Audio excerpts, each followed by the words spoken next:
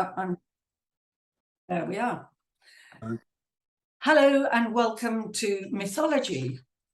Today we are talking about myths that are alive and have energy, which means they may have a meaning for you. But before we begin with the myth of Parsifal, I would like to introduce you to my guest, Professor and eminent psychotherapist, Anastasios Gaetanides. And welcome, Anastasios. Thank you for joining me today. Very nice to see you, Maria, and very glad to be invited back to discuss with you the myth of Parsifal. Yeah, do you know what's so interesting? And I must say, I do love the chalice behind you, and I think that's very apt that you actually bothered to think about that. But do you know what? I do think that people are picking up symbols and they don't quite know where they sit in the history of their own origin. And I know we are moving around quite a lot. People are moving from one country to the next, but certain symbols actually stay with us and certain myths actually evolve with us. And that's why we're going into the myth of Parsifal today. Yes. So if you're okay with that, I will give a brief history of Parsifal, and I'll give a brief history of I'll give the story and the story of the story of the Fisher King and the story of Parsifal. And I'm doing that because I still think it's very relevant today. So first of all, I have chosen the Chrétien de Troyes version, which is the original 12th century poem. That was actually, this is how they told their stories, wasn't it? That one poem would be learnt by somebody and poetry was a lot easier to remember. And that's how they told, you know, sort of, so I would tell the story to you, you would go off and tell the story somewhere else and add something to it. But effectively, the stem of the story was always there. So this is based in the 12th century. Now, there were two further very important translations, if you like, or interpretations of the same story. One was by Thomas Mallory, which was more d'Arthur, which was based here in the UK, which I still think has very powerful meaning here in the UK. And it was actually based that Parsifal lived in Wales. And why not? And then you've got the, you know, again, a very powerful version, which was put onto the stage, made into an opera. And this is based on Wolfram von Eschenbach's Parsifal, which was then taken by Wagner. And actually all that was used, interestingly enough, by the Nazis. And the Nazis used so many mythological symbols in their occupation of people's unconscious, let's say that. And I think that's exactly what happened. And they used these symbols in a way that made sense to people. And then they overpowered them with that meaning as if they were taking them somewhere good, which was in fact the opposite of where they were going. So let's start with the story, the Fisher King. The Fisher King was called Amfortas, and I'm using that name Amfortas because it's also a name that Jung used, the Amfortas Wound. And I know that both you and I have trained, and most people, when they do deep therapy, train with Jung and Freud, who are the sort of the source, as they call it, in our educational system. And so the Fisher King, at quite a young age, went out and he was wandering around his kingdom, and there was a fire left in a camp. And on that fire, he was quite hungry, and on that fire, there was nobody around, was a salmon. And he took a piece of the salmon and thought, oh, I'm hungry, you know, this is my land, I'll have a little bit of this salmon, and put some into his mouth, but it was so hot, it burnt him. He dropped the salmon, put his fingers in his mouth, and tasted a little bit of the salmon. The other version is, so that, you know, sort of burnt fingers and the salmon being a symbol of Christ. And then the other version is that there's a pagan knight who is out, 12th century, remember, knights of the Round Table and so on, and, you know, fair damsel. And the pagan knight was out on his horse. He was searching for the true cross. So his was a very spiritual search, whilst the king was out hunting, but his hunt was more for passion. And they came across each other, and as in those days they started fighting, and the pagan knight, both of them brought down their visors and they fought. And it was, in fact, the king who won the fight. But in the fight, he actually was wounded in the thigh. So whichever story you have, the king is always wounded somewhere in the thigh. Because this means that the king and his regenerative process has been wounded. And they say if a king has been wounded, then his kingdom has been wounded. And not only his kingdom in sense of the king, and which we can see today with various leaders, but also is the king within us. If we are wounded, then our ability to make things happen is also wounded. And I like to see, before I go into the Parsifal story, I like to see this story that relates to women as well, because women now are activating their internal masculine, and this can actually also be very important to them. As at one time, it was only seen as a masculine sort of, and I mean masculine, not male, but masculine story.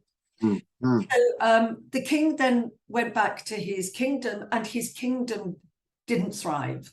It was very sad, you know, sort of women couldn't have babies, you know, sort of the crops weren't growing, you know, children weren't learning, you know, so everything was devastated. It was barren. And it became very sad. So now we have the story of Parsifal. So who is Parsifal? Parsifal is a young man, young, innocent, fool type of man. Fool doesn't mean silly. It just means without too many problems.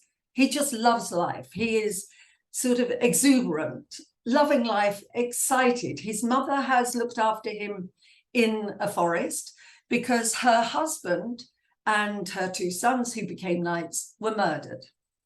They were killed. She didn't want the same to happen to Parsifal, so she protected him in the forest. Consequently, he could live a very easy life until one day, this is where life takes over. You cannot control your life. He was out playing or walking in the forest, and he saw 5 knights. And they were there with their glistening, shining armors, their swords, their jewels. They looked magnificent. And he thought, that's what I want to be. He had no idea that his father had been a knight. He had no idea his brothers had been knights because his mother protected him. He came back home and said, Mum, I'm going to be a knight. And she said, oh my goodness. She didn't at that point tell him that he'd lost his brothers and his father at that moment. But she gave him a garment to wear and said, off you go. She had to say that because he'd have gone anyway. This is exuberance. This is life. You've got to live your life. You cannot stay at home. And the mother's name was Heart Sorrow, which means a great deal, doesn't it? It's such a powerful name. But again, this is a woman who gave her life to her family, as they did in those days. The woman's role was within the family, keeping people alive, because so many of them were killed, but it's still relevant today. So off he went on his journey, and his journey was to become a knight. That's what he wanted to be. He had to go through various trials, as he did, and he was enticed by various women. But on his journey, he was told 2 things: do not get seduced by a woman, and do not seduce a woman. So don't fall for the sensual side of your nature. And secondly, he was later on told, ask the question. Ask the question. And that stayed with him. Now, he was going on the journey and eventually did become a knight. He fought the Red Knight. He fought a number of other knights. He saved a number of women, George and the Dragon. You know, he made a number of, you know, sort of young maidens safe again. But towards that middle part of his life, again, he was wondering, well, what's this? You know, who am I? What I've done enough of that. I've saved enough women's lives. Where is my story? Where is my journey? And he eventually comes across the Grail Castle. And he stumbles into the Grail Castle. And he is, although he is a knight, he's still a bit of a fool of a knight. He hasn't had the fatherly impact that happens with a lot of young men, nor did he have a godfather to take the place of a father. And then he meets the Fisher King. The Fisher King is lying down and he has maidens around him. Every night there is a sort of ritual of one maid coming through carrying the sword that pierced Christ's side, one carrying the platter that carried the food at the Last Supper, and one carrying the Grail. Everybody could drink from the Grail except the king. And it didn't matter if they drank from the Grail. If the king doesn't drink from the Grail, nothing can thrive, nothing can survive, nothing can grow. He stumbles across the king, and the king says, basically, what do you want? He sees the king's wounded in the thigh, his regenerative process. Also, it's his creative process. And he says to the king, but if you want the Grail, whom does the Grail serve? And I think that is the biggest question of life, which also tells us, who does the Grail serve? But also, what are we doing here? What is the purpose? And it was at that point that the king could look at his reason to be there. What am I doing here? How do I take my sensual pleasures, my meaning for life, and make it into something bigger? So that story was told over and over again. And when I use that story, I really use the concept of the Amfortas Wound in my PhD, because I was talking about comedy. And I said the reason why men are using, why stand-up comedy has become so big in our world, is because men are exploring their emotions in a setting where it's comfortable for them. It's always protected and safe. And if something that they explore and reveal is vulnerable, they can then say, well, it's only a joke. Right. Okay. Yeah. Although their vulnerability and their exploration of their feelings is done within the story of whatever story they're telling for the purposes of a joke. So, so my theory was that young men are now trying to heal the symbolic wound of their fathers. Now, since I wrote that, which wasn't that long ago, we are now actually, a lot of men are suffering from under the sword of life. There is this almost this big foot that's coming down wielding against men and saying, you're not allowed to be a real man. You're not allowed to go in and save women. You're not allowed to go in and be the king of your castle. It's something terrible. What do you hear when you're in therapy with young men or men generally? Do you feel that affects them nowadays? I think it's been something that is a fundamental change in the way masculinity is constructed these days. But I see it both as something that it has a double consequence, double effect. On the one hand, men find that they don't want to carry the wound of their fathers. They don't want to carry all of this responsibility of being the ones who save sort of damsels in distress, or they be the prince warriors or the knights in shining armor. They don't want this burden, because on some level, they feel okay, we why it will be only on us to save and rescue and be the ones who does all this work. But on the other hand, they're plagued by this sort of responsibility at the same time. I think there is a kind of double effect on them, that they don't want it and want it at the same time. There is a remnant of that, what is to be a man, and what is to carry the mantle of masculinity in the late 20th and 21st century, which has changed so radically from what it used to be before. And that is both a good thing, but also it leaves a gap in terms of meaning. How do I construct my masculinity with what, and with the resources I have available now, which are not the resources I had in the past. So it's complicated, to say the least. And do they suffer from that? Because, I mean, we are in an unusual time. where, you know, social media actually impacts on everything we say, you know, our words, our actions, and anybody who stands out, and particularly our education system. And you're in education. And, you know, if you look at the role of a therapist is to allow people to explore their feelings, is allow basically for them to say what they feel. And that has to be explored. And to monitor that, to stop them from saying things, is against the whole premise of therapy, isn't it? Yes, yes. I think it's important that they do come to therapy and they feel they're unable to say what they feel. But I think the problem there is not simply about feeling, it's about power as well. You know, I think there is something about vulnerability that they still perceive as weakness. And that is something that they find really difficult to deal with. And I think there is something about the power that vulnerability can yield that is not something that both them and society really appreciates, right? So on some level, it's very important that we are promoting in therapy the ability to someone to be vulnerable and emotional as a man. But at the same time, they go out there and the messages they receive is like, you know, just be careful with whom you are vulnerable to, because, you know, then this vulnerability will be exploited and then you will be wounded like the Fisher King, right? Absolutely. And then you will pass that on to your son potentially. Son. And then what do you do? I mean, this is, you know, do you expose your vulnerability, they get wounded, and then this wound has no ability to be healed?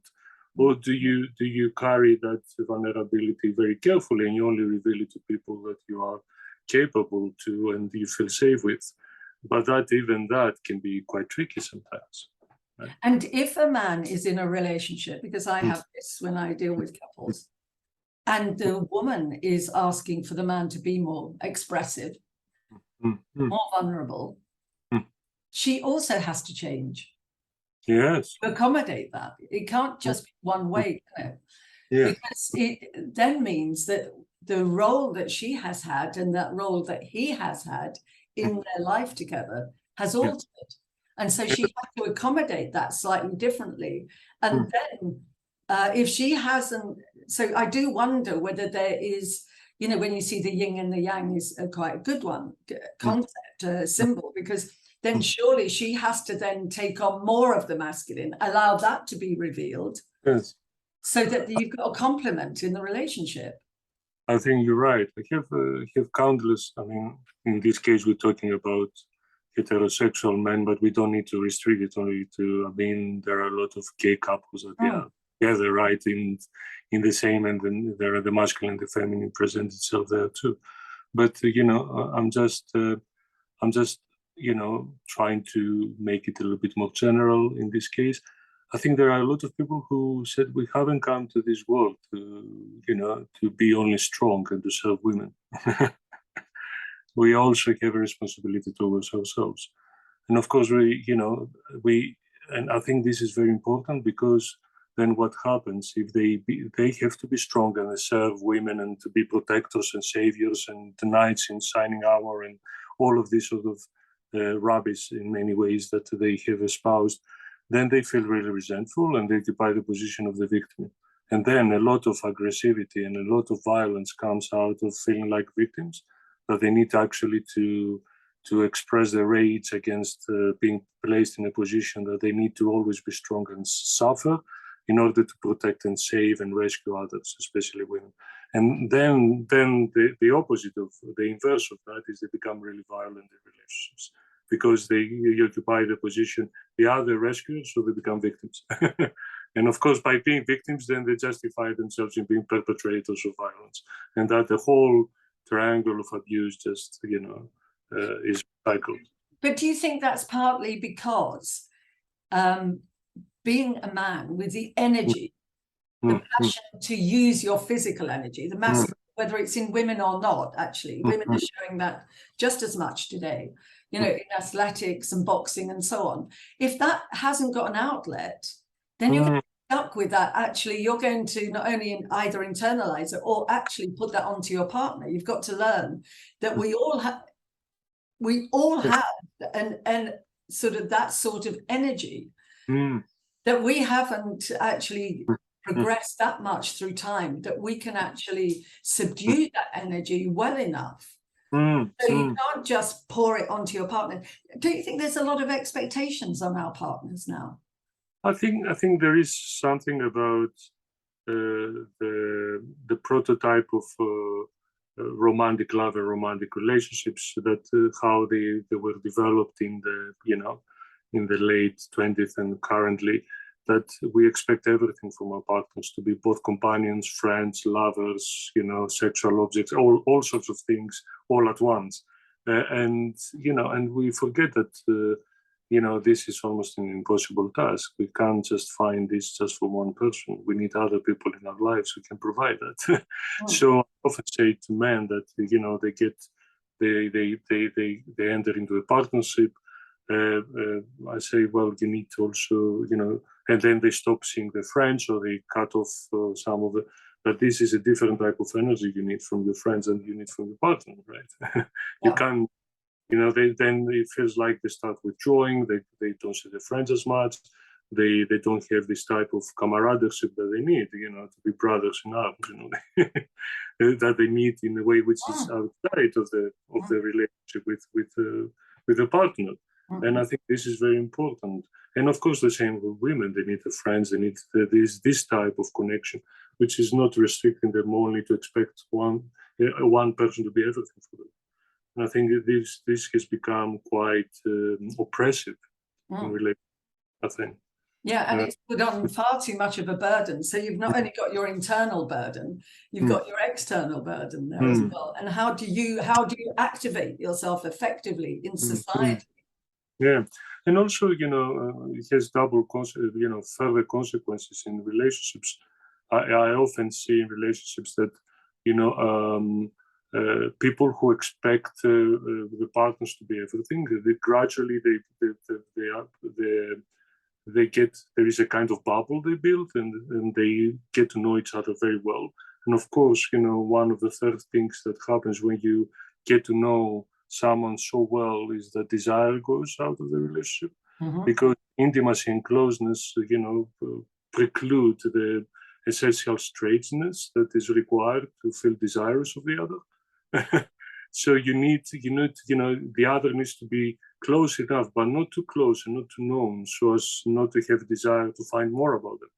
Yeah, totally. You've got to have that mystery. There is some mystery that needs to be involved, and of course, modern, relationships that are based on this type of, monogamous sort of romantic tradition, they put a lot of pressure on people in order to enact some type of a lot of pressure in order to enact both the sexual desirous part and as well as the intimate affectionate one. And to marry the two is a hard task.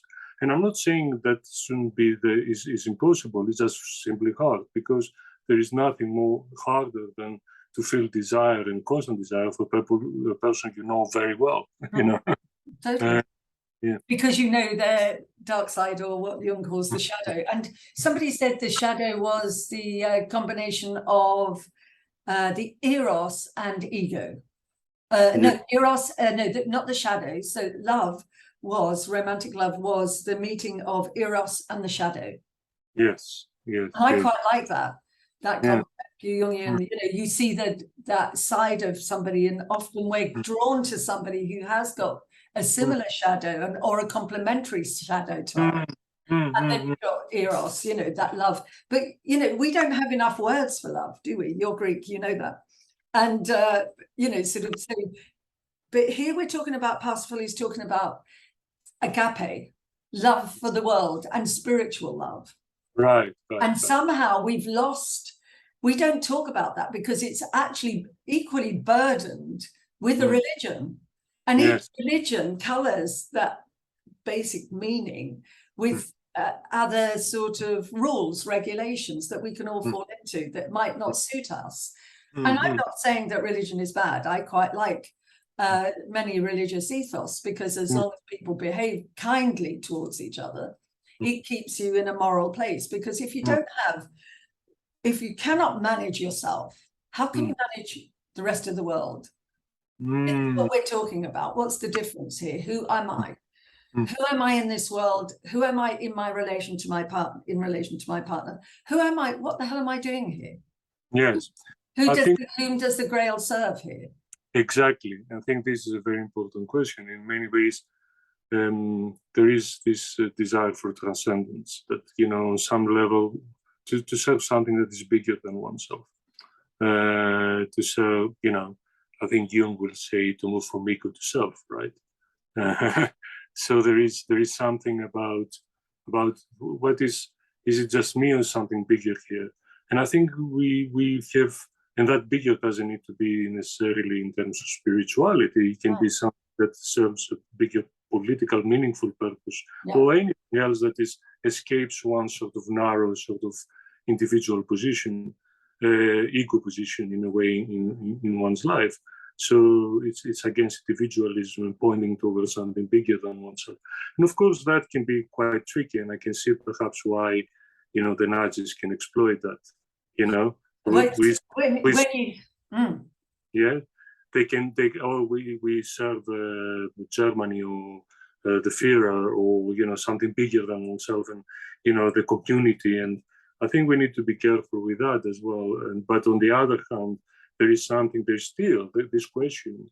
I think the exploitation of the question by Nazis or any sort of extremist ideology, it's quite dangerous, but it points towards a real need, a real need to serve something that is bigger than you and not simply your own individualistic needs.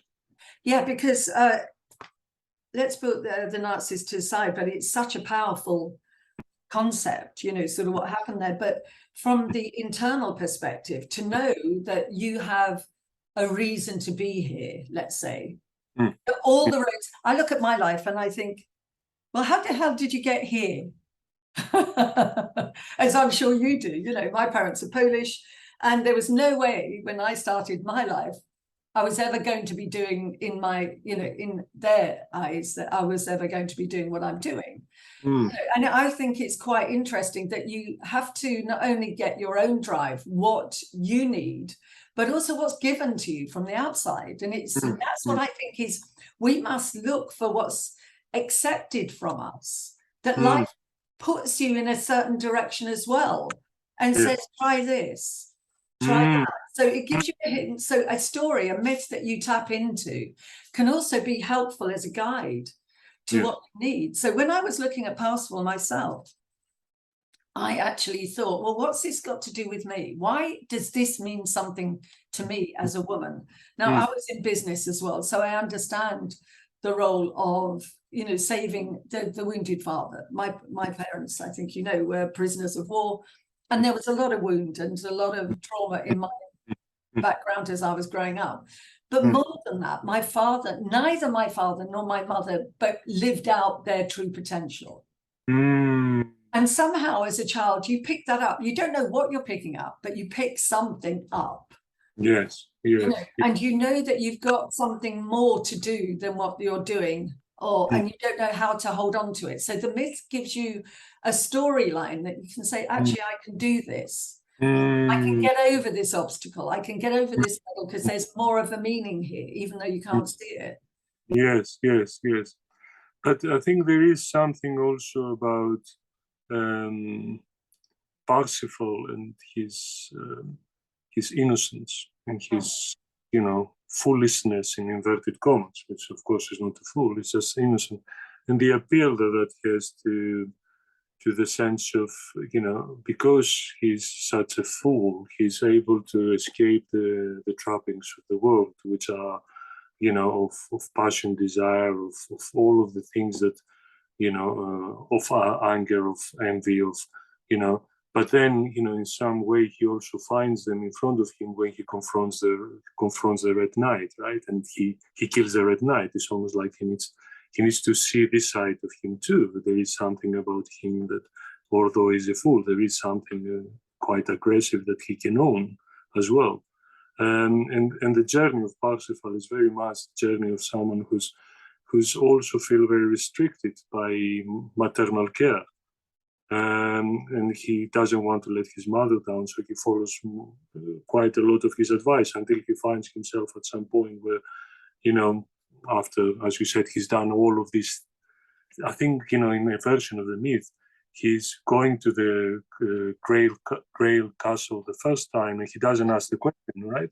And then he comes back later in life, 20, 30 years later, and then when he's done all of these adventures and now more mature and more, he's able to ask the question to the Fisher King, and and in that, in a way, he's able to find the Grail again, and to find the Fisher King, but in many ways he had to actually let go some of this attachment to his early sort of maternal and parental objects in order to be able to individuate and become his own, and be able to ask the question that actually one of his mentors at the beginning, he said that this is what he needed to ask that question. And I think it's very important to be able, and in many ways he reminds me of therapy, that how much we say, well, we have to accept your parents for the limitations and let them go. As you said, with your own parents, they were not able to fulfill their own potential. Let them go and not be burdened by the history, in order to be able then to become your own man or woman, in order to be able to ask these questions, the questions that are relevant to you. Absolutely. I think it's such a powerful thing, not just in my life, but I think in most people's lives, if they look at their parents and see what have they taught them, as opposed to blaming them, carrying that sort of complex that takes you. And he eventually does take off the clothing his mother gave, but at that point she died. She didn't die. He didn't kill her. It was just she was bereft. This is the 12th century. Let's be clear. But I still think this is also a woman's role. A woman's job is to, once a child grows, is to be prepared to live your life again. You've got to let your child go. You can't protect your child all the time. And women, when a boy is growing up, and I do think the mother complex, as it's often called, I think boys can carry a mother complex because the mother can burden a boy with a complex. Yes. The mother was protective, but also the mother can be sort of saying that, your father did this, or something, the patriarchal society is so nasty, you can't be that person. So that when they go into the world and they do encounter their red knight, that their internal red knight that all of us have, let's not pretend it just belongs to men. All of us have a red knight. He fights with it and kills the red knight, by which it means you internalize it. You learn to grapple with it. You fight with it. You struggle, and you go, right, this is that me. I must recognize when it comes into the fore. But a lot of women are trying to dampen that side. No, don't look at your red knight. You mustn't be angry. You mustn't show aggression. You mustn't show that side of yourself. Instead of saying, yes, you have got that, and it can come to the fore. At times, there is moral justification to be angry at times.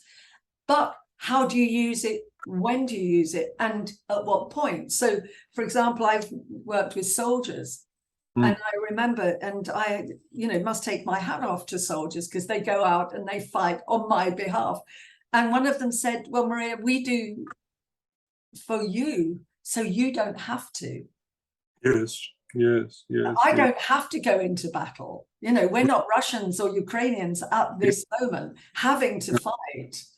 But that's what soldiers do. And they have to have a red knight somewhere, and they have to activate that for us, because they believe in the bigger sense of the world, that they're protecting us. I know, I understand. I think I would like also to focus on the fact that a lot of mothers, especially, Parsifal's mother, but mothers along the way, they feel that their lives were so restricted with very few options, that they were not able, like the women of today, to have options and to have choices in a way. So in many ways, they use the boys and the sons as an extension of themselves, as something well put out there in the world, and in order to, so they were very possessive and very, and then of course the mother complex, as you call it, becomes something that, a son feels constantly responsible. He doesn't want to let his mother down or kill his mother, in inverted commas. And I think this is very, very important, because this is part of the question.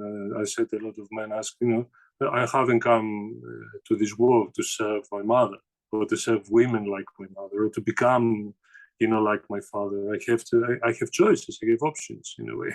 I don't want to be, and of course, I don't want to be with a woman who is passive like this, who doesn't assume she's not a subject in her own right. She's not able to assume her own responsibility.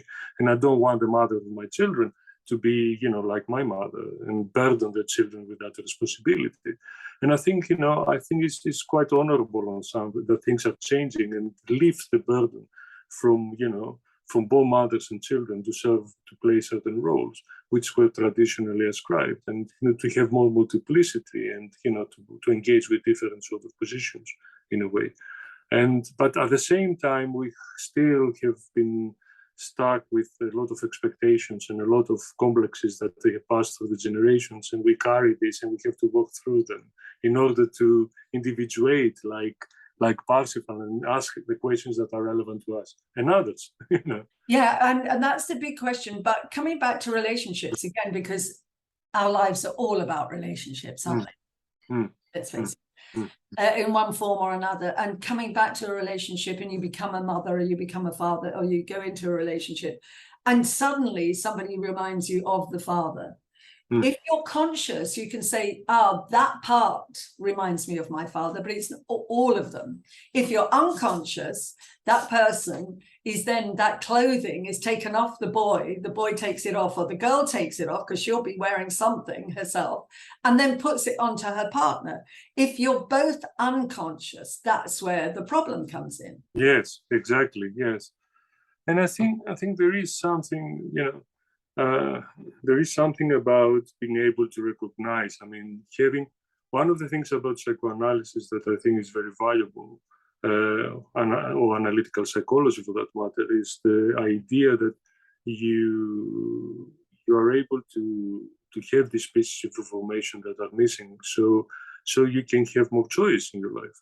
In many ways, there are things that we turn a blind eye to, that are right in front of us, and we don't see. But that is a kind of errors of omission that we see, but we turn a blind eye. I think this is more like what Sartre called bad faith, that you see something, but you don't want to act on it because it's inconvenient, or it makes you uncomfortable, or it's against some beliefs that we have, which are not really valid, but you have to uphold them.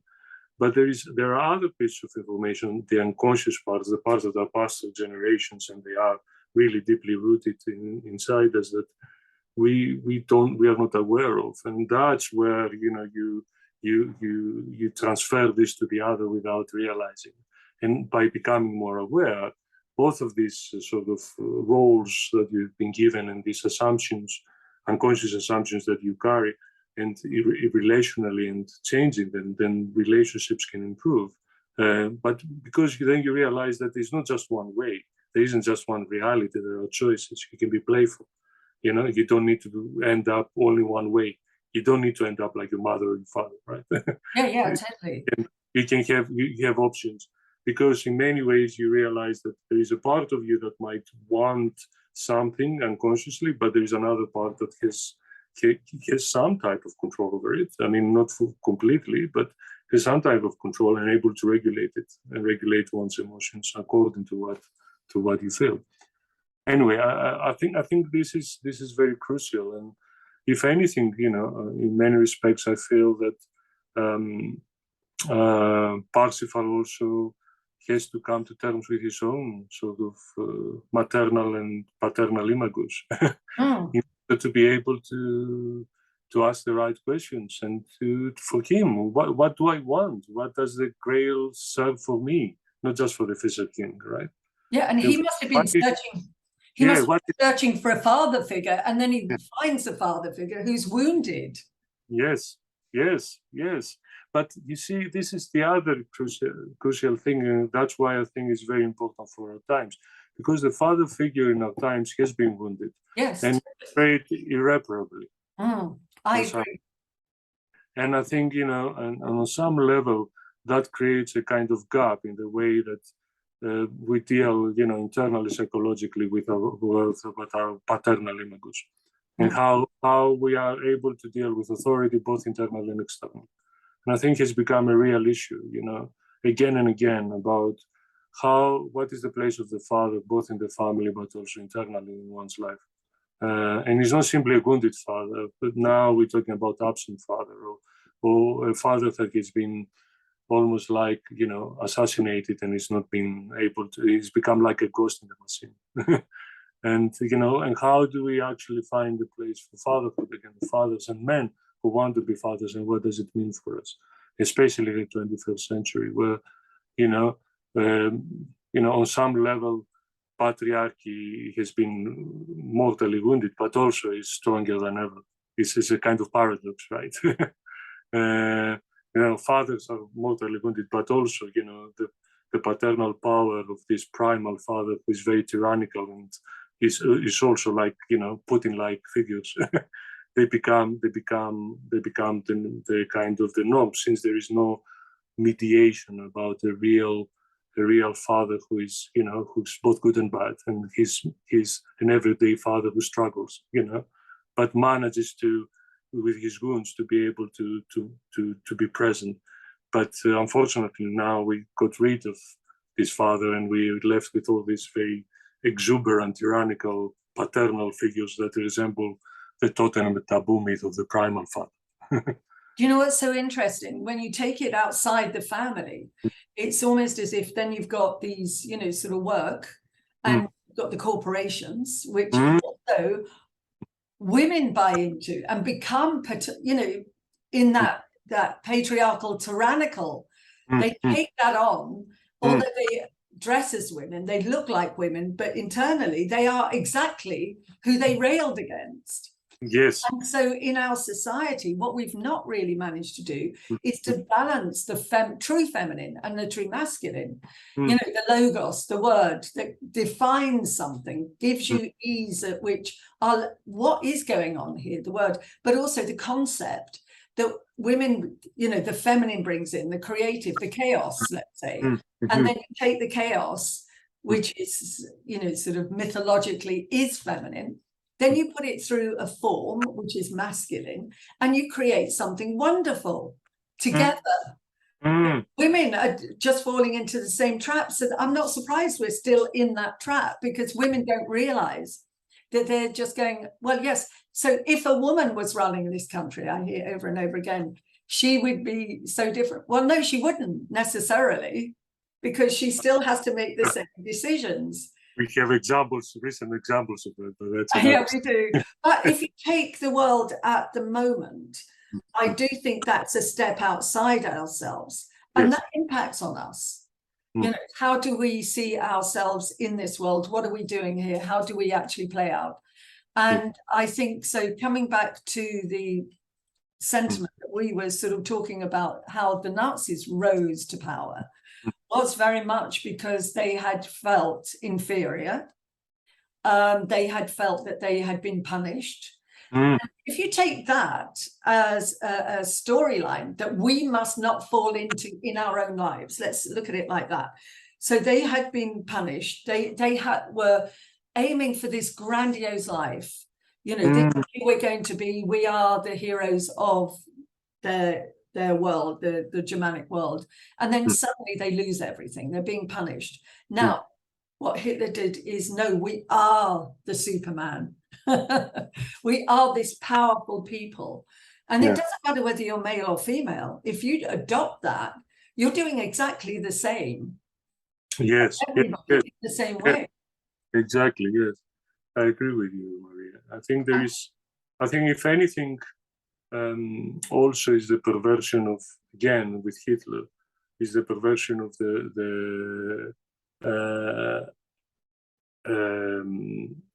of the paternal sort of imago that I was talking about, and of a tyrannical figure that substitutes, the good enough father, and becomes something that takes over because the father is wounded. So let's replace him with someone who's never can be wounded. He's beyond any inferiority, beyond any sort of vulnerability, and he's always strong and a Superman in a way himself. But you look at Hitler, he didn't look like a Superman at all. He was it's very interesting that all these so-called sort of extremist leaders are a mixture of King Kong and the Barber of Seville. It's so true. Yeah, it's like they are quite clownesque in a way. Yes. Clownesque. At the same time, they pretend to be these sort of Superman figures.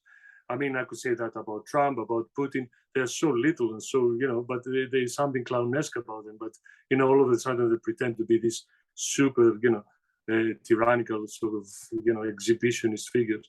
And you just have that. But at the same time, what Parsifal tells us and what the myth itself communicates, which is very important, is like, the wounded father can be healed internally. And we can carry him not as a figure of oppression, but as someone who can help us in our journey, who can be like we can understand that he's another human being who's limited, flawed, fallible, but has his own wounds as we do, and we can understand that have this compassion towards ourselves and towards the Father, and see him as a brother in suffering in a way. No, I think that's so important, and I think the more we understand that, the more we understand that the father image is far more, even if we don't have a father, the archetype of the father is also at times vulnerable, is weak, becomes weakened by circumstance, cannot live to their fullest potential, and frankly most people can't. Life's too hard. You have struggles in life and they're given to you unexpectedly. So it's almost as if we are destined in our world to have all these handicaps. It's almost like a big puzzle. You come in, and if it's not your body that gives up, you're going to get something from the outside that is an obstacle. You have an accident or something happens that actually derails you from your mission. Yes. And I think it's understanding that can happen to you, but you can come back from that. You can make something, and it's to look for those signs. So what are you doing here is absolutely the important one. And as you said, it doesn't have to be on a spiritual nature, but if it is spiritual, that's good too, because it can be a guide. But if it, what do you do to influence others, and how do you affect others? I think one of the best questions I ever ask anybody is, how do you think people see you? Because we, as therapists, we talk to people, we open up that conversation, they open up to us, and very often they are impacted by others. And yet we, sort of, they never think, oh, how does everybody see me? Who am I to other people? Yes. Who am I to other people? And I think this is very crucial. But there is also the sense of if there is something that they need to it's not simply to be liked or to be appreciated, but also there is something about a kind of internal integrity.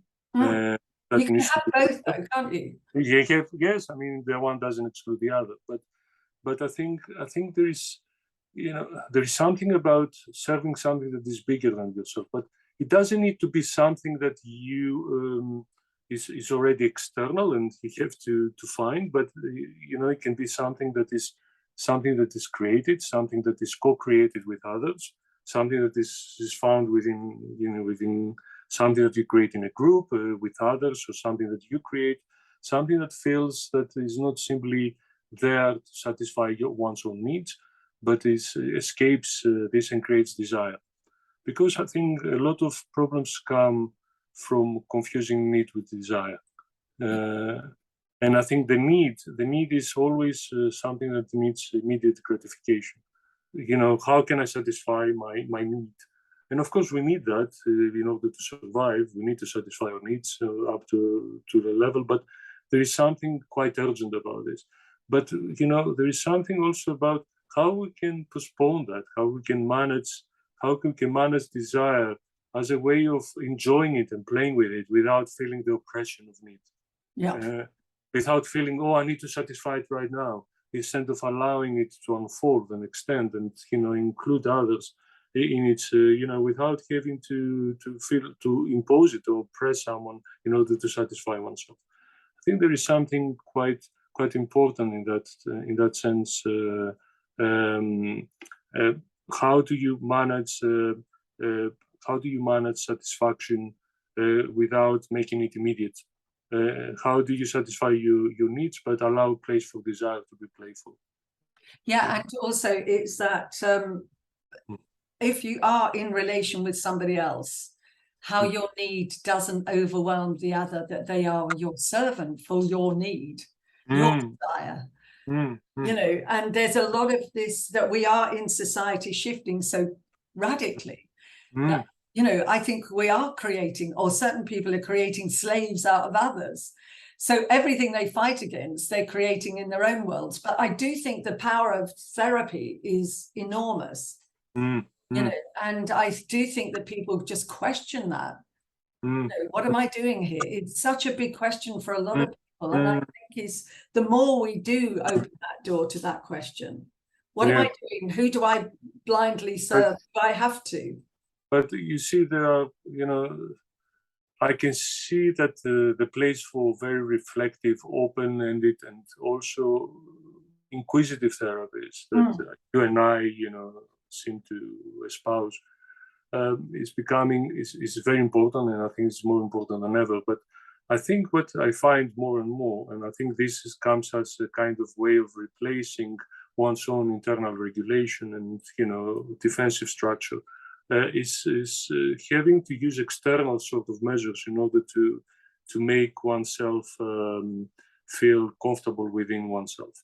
We cannot have this internal strength and power to stay with our emotions, to feel how overwhelming they are, to have a sense without pathologizing them, to manage difficult situations without necessarily trying to fix it either with medication or with some form of very quick form of therapy to placate our wounds, and instead of staying with the wound and learning from it, and actually being able to bear these emotions with the presence of another who is able to reflect with us and hold us and contain these emotions while we're able to do that ourselves.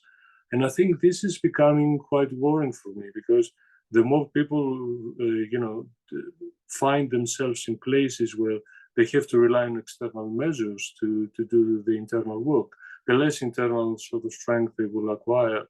And that's why I think one of the biggest problems in our times is addiction into different types of things, whether it is drugs, whether it's medication, whether it is, sort of, sex, porn, or anything. It's becoming a big problem, because there are artificial sort of crutches to maintain a self that is collapsing and fragmented. And I think we are experiencing something very, first of all, an ego that perhaps needs to be open up and fragmented in order to explore something deeper, the desire that lies beyond the ego structure. But then, how do we maintain a sense of continuity when the old structures collapse? And I think there's so much in what you've said, and I do agree with that. But I do think that, as you say, some people, along with their alcohol, drugs, sex, rock and roll, is the element of the self-help. You can solve your life in one go. I will wave a magic wand and it'll all be okay. Nirvana, I'll take a little bit of ayahuasca and I'll touch nirvana, and then I'll come back down, and then they go, oh no, it's still real life. And it's so disappointing, and people are so disappointed nowadays. Yes. I keep hearing, all these people, they do all, I think it's important to try different things, but fundamentally come to the realization that these things don't last. And unless you do the work, the real reflective hard work, with the presence of another human being who's able to facilitate, understand, hold you, and be able to witness your suffering. Unless you stay with these emotions, you'll never be able to find the internal strength to carry on through life without relying on all these external measures to get you through. And I think it's the human potential that gets wasted this way. It's just enormous. I think we are also living in a society that doesn't care anymore about human potential. That it can be wasted. It doesn't matter anymore as long as it serves certain productive purposes. I think it's a great shame, and we're gonna feel the consequences of that, of this lack of care for this human potential in the near future very intensely. Because it's not simply that we don't care about the earth or what we do to it. We don't care about the environment. We don't care about each other. We don't care about ourselves in many ways, and we don't. This lack of care in many ways shows in the lack of wasting of potential by not following the road less traveled. Yes, totally. And I think what you've said, finding very quick fixes to manage things that need a lot of hard work sometimes. But what we talk about in a therapeutic relationship, it is a relationship. Somebody witnesses you to the depth of your core. They take symbolically into that forest. Yes. Then ride your horse, you encounter the red knight, you encounter the damsels, you go through everything, then you find your father is wounded and you have to go back again. And this is the reality of life, and everybody needs that. And we're losing that. And I think what you've said is very powerful. We're losing this sense of fighting with our own ghosts, struggling with them, containing negative emotions, or negative in inverted commas, it's just emotions, regulating them, managing disappointment, managing failure, but also managing enjoyment and pleasure, which is also very important, because addictive pleasure is not pleasure. It's just a quick fix. It's not real pleasure, because it takes in many ways substitutes love for lust. And I think real love it has to face a lot of upheavals and obstacles and consequences that are difficult to deal, and it has to persevere. Whereas lust comes and goes, and it can never, and it's never. It doesn't have this sense of continuity, and I think these are things that you learn to do in a relationship with another, because that's how you learn them at the beginning of life. You need to unlearn them and relearn them with someone else. Yes, you disintegrate to reintegrate. That's right. And identify those parts that are still with you, but you've got to look at them anew and start all over again. Exactly. And all the poetry tells us that, and that's why mythology and poetry is so powerful. Because it reminds us. And I think there is something also about Parsifal and how it resonates with us today, but also how it resonated with Dostoevsky as well when he wrote The Idiot, right? Yes. It's a theme that, although it appeals to a lot of Christian writers, it's also, Dostoevsky's The Idiot. It's just more than a Christian novel, right? Far more than that, and it's a superb novel that describes the power of what happens when you place as a central character someone who is innocent like this, and how it explodes all the different sort of assumptions that we have about one's life.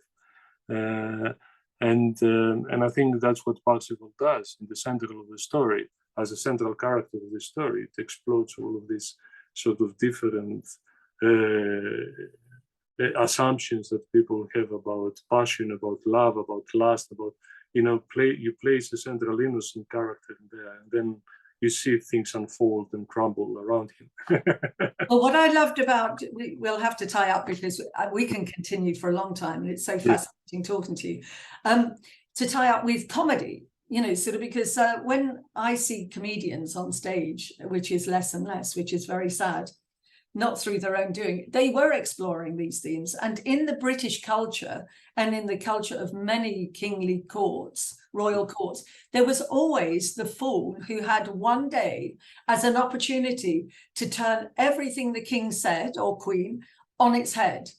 Yes. And that's yes. what we're talking about. You need that opportunity that somebody says to you, it's not like that. And that's why I love comedy, because I've been in, obviously, because I ran so many comedy clubs, but I still, when I see good comedians, and if they get me at something, I think, oh, they've got me somewhere. You know, they've attacked that part of me. So I'm going to look at that.